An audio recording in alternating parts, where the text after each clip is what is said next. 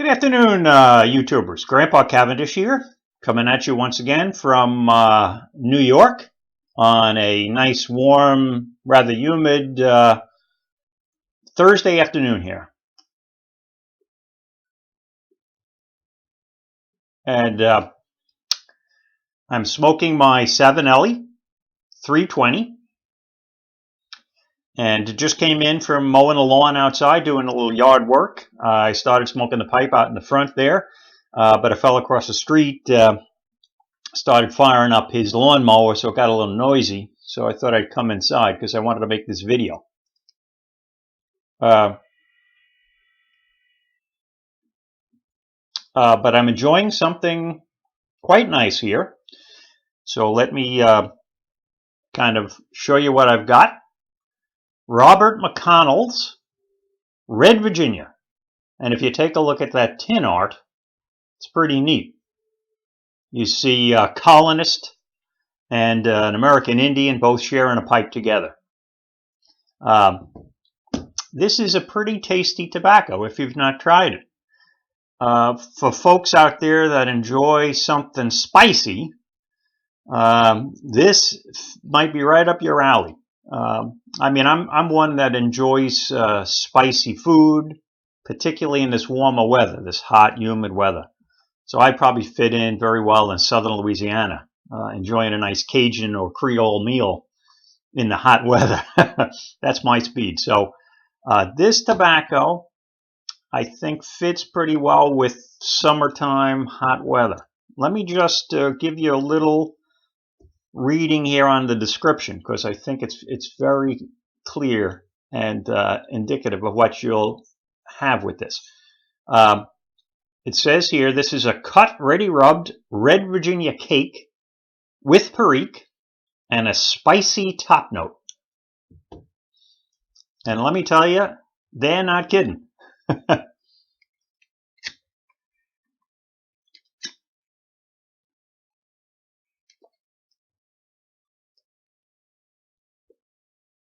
This is a nice Virginia, rather sweet, tasty Virginia, but it's spicy right from the get-go through the end. I'm almost down to the bottom here.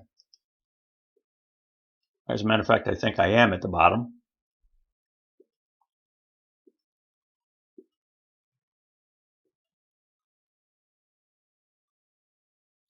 And this has been spicy right down through the bowl to the end. And by spicy, I don't mean like red pepper spice. I'm thinking more like, fruity black pepper. For example, my sister-in-law used to make a meal called steak au poivre, where she would take some shell steaks and crush up black peppercorns and pound those into the meat and then saute those in a pan, take them out, and put in some heavy cream and cognac in there. So it was a delicious meal, but it had this creamy, black peppery spice and a little heat from that cognac. And that's what I've been thinking about ever since I started smoking this tobacco. So, yeah, I'm done now. It's good. It's good. I like it. I would recommend this tobacco, again, for somebody that likes spice. I think this has, it doesn't say the quantity, of course, but I think this has a fairly hefty dose of perique in here. It's got a nice sweet Virginia taste. I've been enjoying it with a nice cup of coffee here. But it has this creamy, black peppery, fruity type feeling. It's almost, you can feel it in your nose, like you accidentally inhaled some of that black pepper when you were crushing those peppercorns to put on that steak. That's what I kept thinking of. It's not really that high in nicotine, though. So it's kind of unusual, maybe, that you would have this high amount of perique, but not have that high nicotine. I mean, it's probably medium. You describe it as medium. So I think it's okay for anybody that is a little off put by a lot of nicotine. But it's real tasty. If you again, I'm just going on and on about that spice because you really feel it, and it doesn't let up. So it's pretty consistent. I think when you get to the end, you really get a nice flavor that's built up down in the bottom too. Maybe a little less spice at that point, but a lot more of that Virginia flavor, which I guess is typical. But it's a nice blend. I would recommend it. It's a very fine cut. If you can see this, it's a shag cut almost, a very fine ribbon cut. So it burns very easily. It packs very easily. I haven't had any trouble keeping it lit really. So that's nice.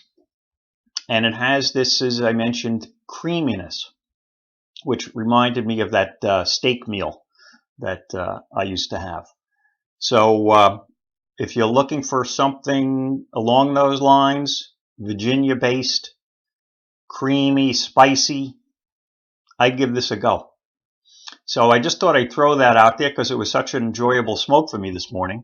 I haven't smoked this before. This is a new tin. It's an old tin though. I tried to make out the date based upon the code in the bottom, and I believe this is from 04. So this is 11-year-old tin, so that may be part of it. It's pretty well aged, and but that spice is still pretty powerful in there. So I imagine a new tin would be equally as powerful. So just thought I'd throw that out there for anybody that's looking for something to enjoy in the summertime heat. So give it a go. Okay, everybody. Finish the rest of my coffee here, and maybe I'll light up another bowl of this after lunch. Okay, take care. Grandpa Cavendish signing off. Have a wonderful week, everybody, and a good weekend.